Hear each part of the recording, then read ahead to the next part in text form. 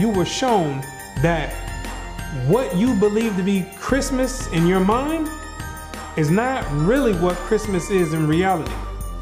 What if I proved to you that Christmas was surreptitiously subjoined to Christianity with the delusive intent to have those that follow Christianity to inadvertently worship Satan? What if it was shown to you that you've been systematically induced into partaking yearly in this satanic ritual called Christmas, and that you are responsible for empowering demon forces and you don't even know it? Sounds crazy, right? I know.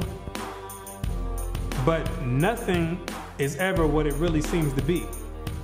You see, the problem is you don't ask questions. You just go with the flow, right? You've been taught to just do as others do. You've been programmed to go with the program. For example, let me ask you a question. Why do you bring a tree in your house on December 25th? What does that signify? What does it mean? What is the reason you do it? The answer is you don't know. Let me ask you another one. What is the reason that you take that same tree that you don't know why you brought in your house and you deck it with silver, with gold, and various other ornaments? What does it mean?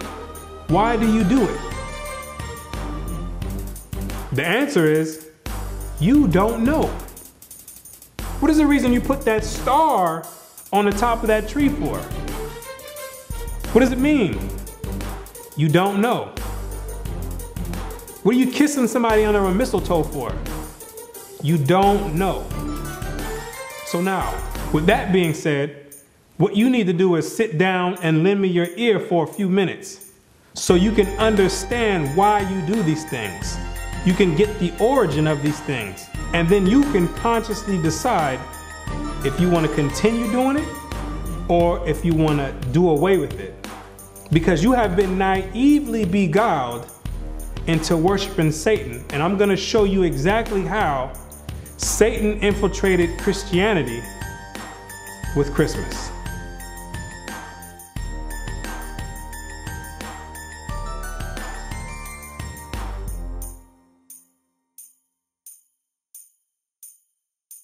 The festivals of Rome are innumerable, but 5 of the most important may be singled out for elucidation, viz.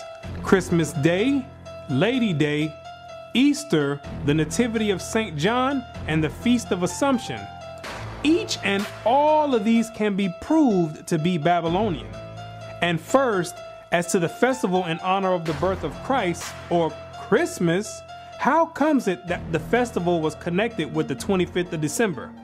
There is not a word in the scripture about the precise day of his birth or the time of year when he was born. What is recorded there implies that at what time soever his birth took place, it could not have been on the 25th of December. December 25th stems all the way back to the beginning of civilization in ancient Babylon. During the winter solstice, according to mythology, that's the day when the sun began to regain its dominion and begin to conquer the night. Because during the winter solstice, that's the period when the night is at its longest extent throughout the whole year, and the day shone for the shortest amount of time throughout the whole year. So in a sense, there's this type of mythological battle going on between the sun and night. So what succeeded the winter solstice was a gradual increase of the sun going from its lowest point all the way up until the summer solstice, where it goes into its highest point. So the pagans back then took that as a sign that the sun was beginning to regain dominance over the night, and they began to make deities out of it. So for instance, you have the Egyptian god Horus. who was born on the winter solstice of December 25th. You have the Greek god Helios, who was born on the winter solstice of December 25th. You have the Greco-Roman god Apollo, who was born on December 25th. You got the Hindu god Mithra, who also was born on December 25th. And you got the demon of all demons, the deity named after Nimrod, Baal, who after Nimrod's death, he was deified by his mother Semiramis and turned and claimed that he became the sun god. He also was born on December 25th. The scholars know, and all the elite know, that December 25th has always been used as a pagan day to conjure up spirits and demons. It's always been used that way. So now what they did was take the Bible and infiltrate it and then put the name Christ over it and got the whole world conjuring up spirits and empowering demons on December 25th, when it has nothing to do with the birth of Christ at all. At the time that the angel announced his birth to the shepherds of Bethlehem, they were feeding their flocks by night in the open fields. Now, no doubt the climate of Palestine is not so severe as the climate of this country, but even there, though the heat of day be considerable, the cold of the night from December to February is very piercing, and it was not the custom for the shepherds of Judea to watch their flocks in the open fields later than about the end of October. What the Bible does say is that during the time of Christ's birth, the shepherds were outside feeding the flocks and grazing them by nighttime. And anybody in their right mind will tell you that there's no way shepherds are going to be outside in the dead of winter grazing flock in the blistering cold. The Bible does not substantiate a winter birth, because there's no way the shepherds would be outside grazing flock in the dead of winter when it's blistering cold. I stay in Florida where they have mild winters, and there's no way, even in the wintertime, I'm going to be outside in the middle of the night grazing the flock. And I have sheep. There's no way I'm going to go out there and be grazing the flock. They're going to have to wait until the morning. At the birth of Christ, every woman and child was to go to be taxed at the city whereto they belonged, whether some had long journeys, but the middle of winter was not fitting for such a business, especially for women with child and children to travel in.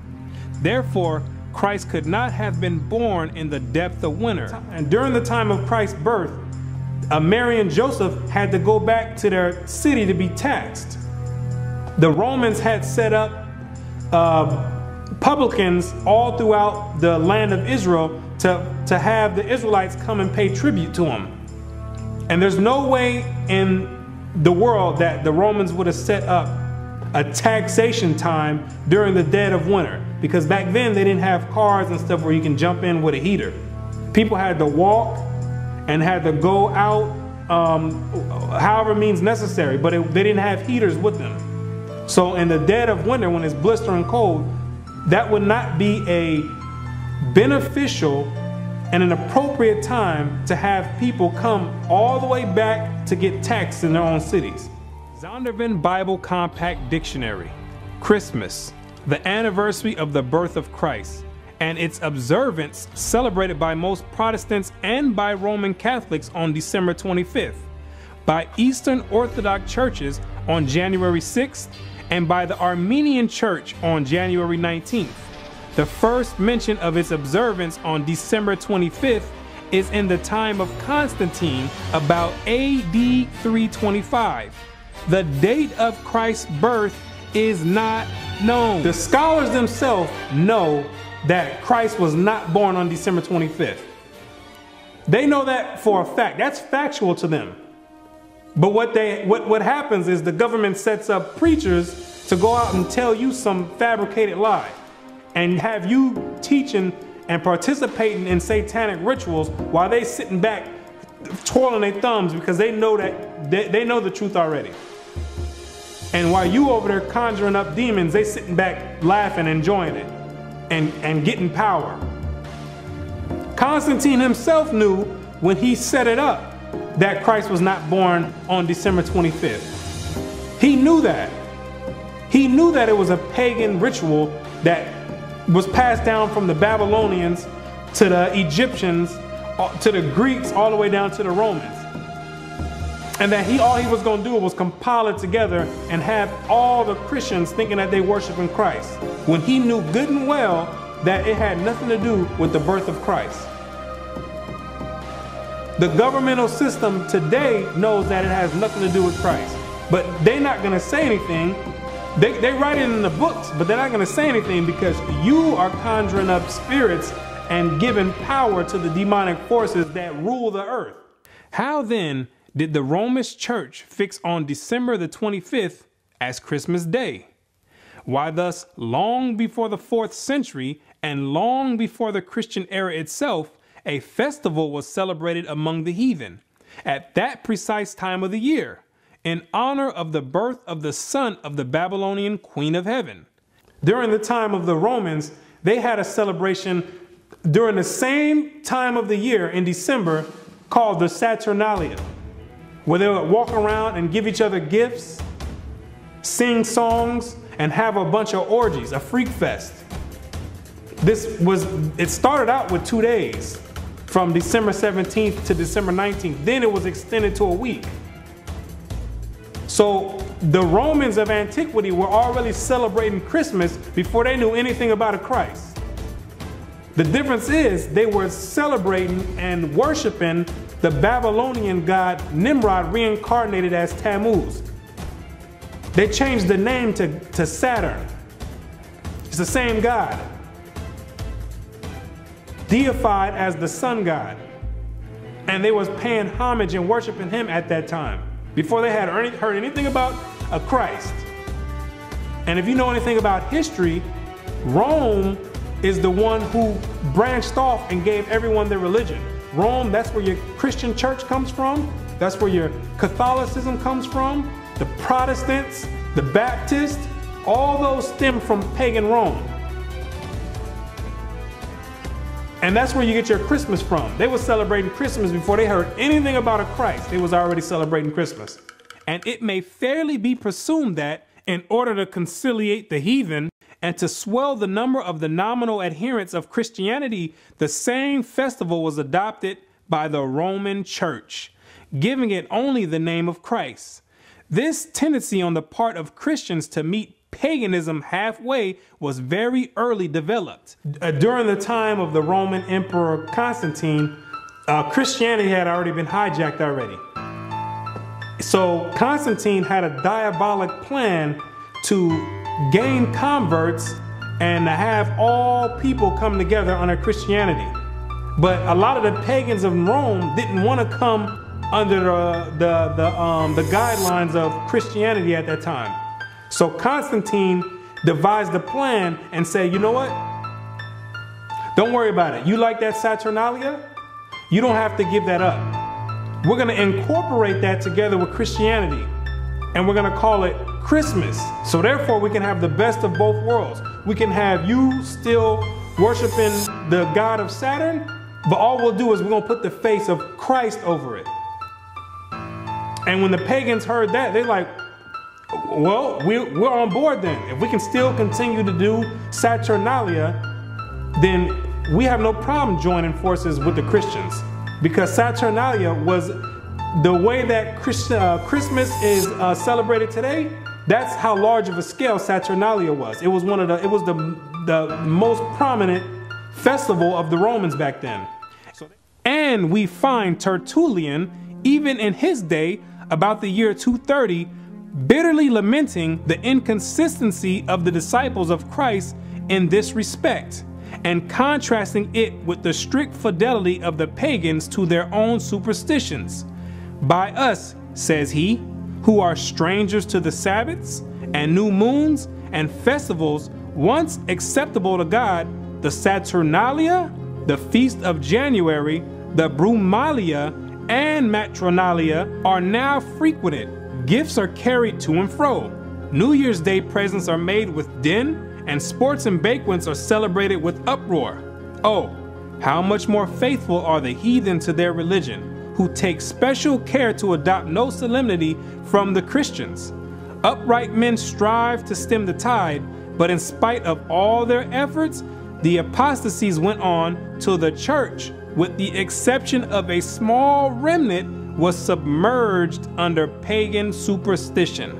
Christianity had already been infiltrated heavily by Satan. They already started changing the day of worship. They switched it from the Sabbath day, which is Friday sundown to Saturday sundown, and they changed it to Sunday. The Romans did, another pagan day. The Most High commanded to worship on the Sabbath day, and that's what they did, the Israelites did during the time of Christ, pre-Constantine. And they end up changing it and adding pagan days to it, which is Sunday, the worship of the sun.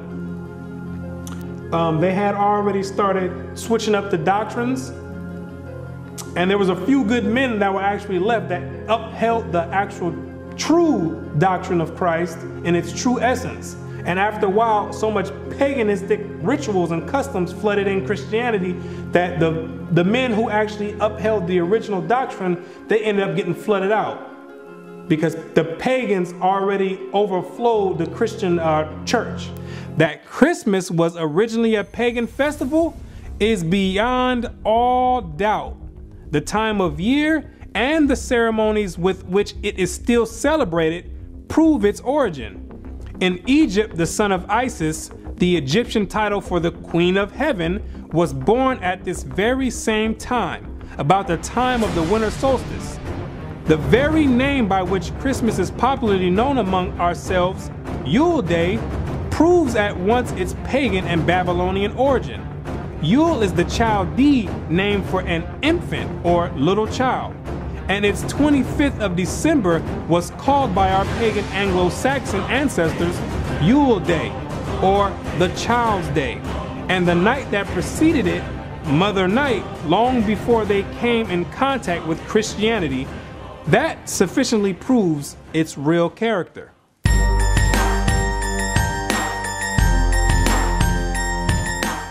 The candles in some parts of England lighted on Christmas Eve and used so long as the festive season lasts were equally lighted by the pagans on the eve of the festival of the Babylonian god, to do honor to him, for it was one of the distinguishing particularities of his worship to have lighted wax candles on his altar. The lighting of the candles, when you and your family all getting together smiling, lighting candles, yes, that means something. It's an ancient Babylonian custom, commemorating and worshiping the birth of Nimrod, Satan himself. See, people think these customs just popped up out of thin air, when they've been around all the way since the beginning of time. And they have overflowed and found their way and crawled their way down into modern day society today. It's the same customs, just being repeated and another name masked over it. Back then, it was Babylon. Today, it's masked with Christ. It's the same exact custom. Same ritual, same custom, same worship. Same exact God.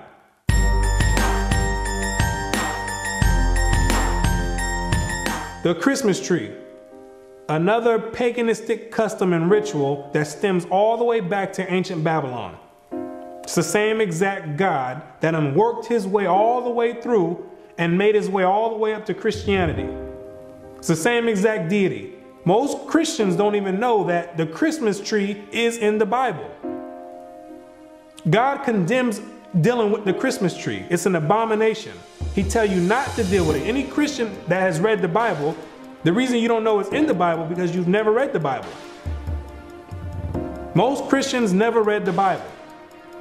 Because if they did, they would know they're not supposed to be dealing with a Christmas tree or any other type of tree, putting ornaments and putting presents underneath it. You would know that it was an ancient custom and a heathenistic custom and a paganistic custom and a satanic worship and Luciferian doctrine. Jeremiah 10 and verse 1. Hear ye the word which the Lord speaketh unto you. O house of Israel. Thus saith the Lord, learn not the way of the heathen, and be not dismayed at the signs of heaven, for the heathen are dismayed at them. For the customs of the people are vain. For one cutteth a tree out of the forest, the work of the hands of the workman with the axe. They deck it with silver and with gold. They fasten it with nails and with hammers, that it move not. The Christmas tree, now so common among us, was equally common in pagan Rome and pagan Egypt. In Egypt, that tree was the palm tree. In Rome, it was the fir. The palm tree denoting the pagan Messiah as Baal Tamar, the fir referring to him as Baal Berith. The mother of Adonis, the sun god and great mediatorial divinity, was mystically said to have been changed into a tree. So early Rome denoted the palm tree as Baal Tamar and the fir tree as Baal Berith, which when you understand anything about religious origin, you'll know that these are all the same gods. They stem from the same gods back in ancient Babylon, the worship of Nimrod, reincarnated after he died when he was deified by his mother Semiramis. He became known as Baal, and then became known as Baal-zebub or Beelzebub. And when you read the Bible, that's the highest ranking demon in the demonic forces. Luke 11 verse 15. But some of them said, he casteth out devils through Beelzebub, the chief of the devils. He's the head chief demon of all the legions underneath him. So when you have this tree in your house, the Christmas tree, you dealing on a high level of satanic worship, whether you know it or not. You dealing directly with Satan himself by participating in that satanic ritual that you do yearly. You conjuring up spirits right there. You conjuring directly. That tree is the direct porthole to Satan himself, the Beelzebub.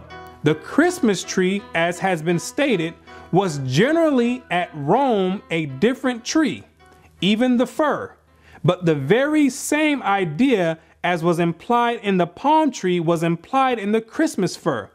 For that covertly symbolized the newborn God as Baal Berith, Lord of the covenant, and thus shadowed forth the perpetuity and everlasting nature of his power. Not that after having fallen before his enemies, he had risen triumphant over them all. Therefore, the 25th of December, the day that was observed at Rome as the day when the victorious God reappeared on earth and held at the Natalis Invictus Solis, the birthday of the unconquered sun.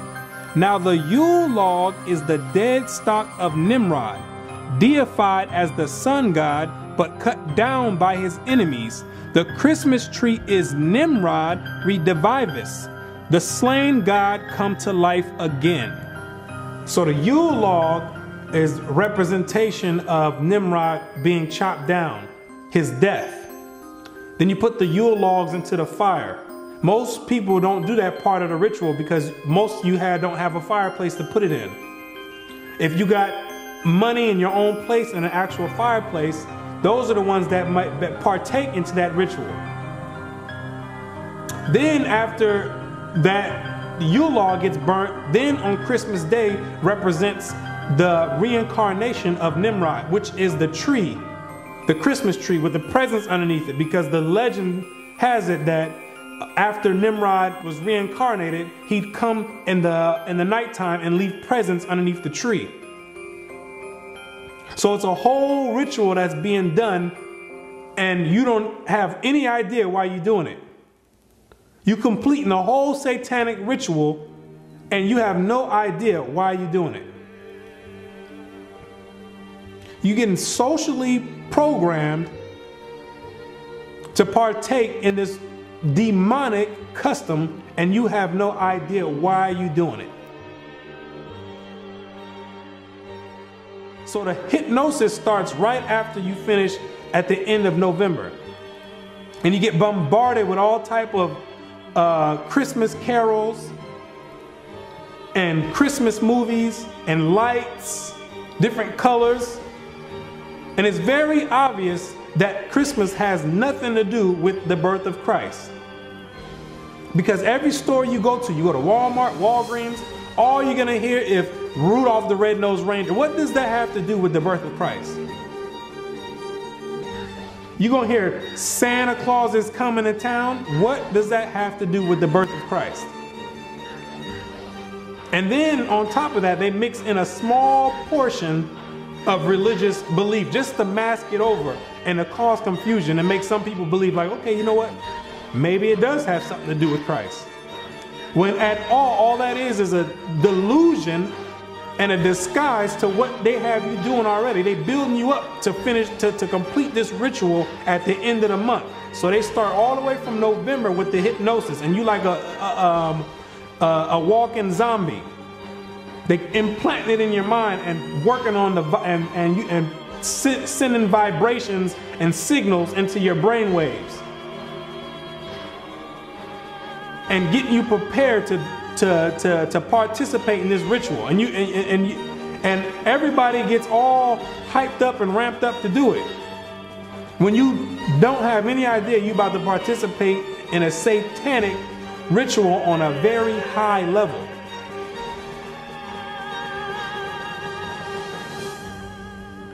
And Christians talking about they're gonna put the Christ back in Christmas. How you gonna put the Christ back in Christmas when Christ was never in Christmas? That's another delusion. Have people thinking that they're doing something right. Trying to have people rationalize in their mind for the reason that they're about to go do this ritual. Well, maybe I could just say it's the worship of Christ. No, it's not the worship of Christ. It has nothing to do with Christ, and it's self-evident. When you look on the TV, you're going to see Santa Claus. You're going to see Rudolph the Red-Nosed Reindeer. You're going to see a snowman. What does any of that have to do with Christ? Like it was mentioned before, Constantine mixed paganism in with Christianity. And eventually paganism overtook the whole doctrine of Christianity. It flooded the Christian doctrine until there was no more remains of the actual origin of the Christian doctrine.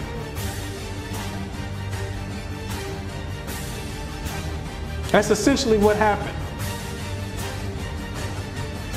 And now you left doing satanic worship. That's how clever Satan is. He done slithered his way all the way into Christianity, and nobody would ever take the time to look and say, you know what, let me find you. Everybody looking for Satan somewhere else.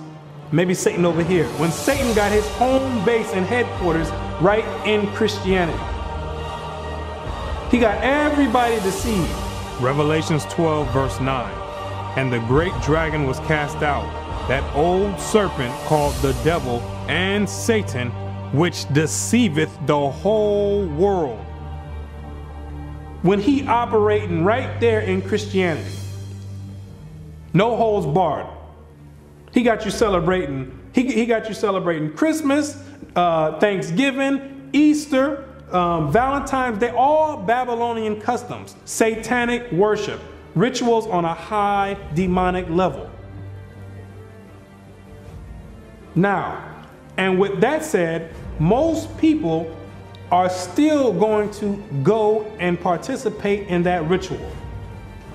With everything being said, and they're going to try to rationalize it in their mind and make an excuse and try to say, oh, well, I'm doing it because of the family. No, you're not doing it. You're doing it is because they've been tampering with the brain waves, and they make it to where you think that you have to do this ceremony, or people going to look at you crazy. They start softening you up with Christmas carols. Everybody start acting funny around the Christmas time. All of a sudden, everybody's in this giving mood and nice and want to give hugs and kisses. Why? Because they socially and they're psychologically programming you to act that way and to give. They preparing you slowly to get ready to partake in this ritual that you will do at the end of the month. December 25th, faithfully, you're gonna go, you're gonna sit down with your whole family and open up presents, and you're gonna be doing it in the name of Satan, disguised as Christmas or the worship and the birth of Christ, when it has nothing to do with that at all. Everybody getting all nice and friendly for the holiday season. What about the rest of the months? Why nobody's friendly then? Because Christmas is on a high demonic level. And the elite know that, and they got you partaking in it. Like I said, most people are still gonna go do it, and that's fine. If you wanna go and celebrate Christmas and worship Satan directly on a high level, I have no problem with that. That's your prerogative. I don't have a problem with it. But the Most High God, He has a problem with it. Because you can live it up all you want, have as much fun, crack open as many gifts as you want, decorate as many trees, put as many stars on the top of the trees, kiss as many people under the mistletoe all you want. You can do that for your whole life. That don't got nothing to do with me. But once you enter into the grave and your spirit goes back to the Most High, you got to stand and face Him yourself. And I can tell you right now, you don't want to face Him and you've been celebrating and worshiping Satan. Hebrews 10 verse 31. It is a fearful thing to fall into the hands of the living God, because you're going to have to answer for it. You're going to have to sit there and answer for it. Every action and every deed that you've done, you're going to have to answer for it. I'm not going to have to answer for it. I got to answer for myself. 2 Corinthians 5 verse 10. For we must all appear before the judgment seat of Christ, that everyone may receive the things done in his body according that he have done, whether it be good or bad. So with that being said, if you're going to continue worshiping and celebrating Christmas, so be it. But to those that have an ear, let them hear. And you'll come out of that. And you won't be a partaker of the loophole in the system. And you'll come out of the matrix. So, with that being said, now you know exactly what the origin of Christmas is and these rituals that you're participating in. And you know exactly how Satan infiltrated Christianity with Christmas.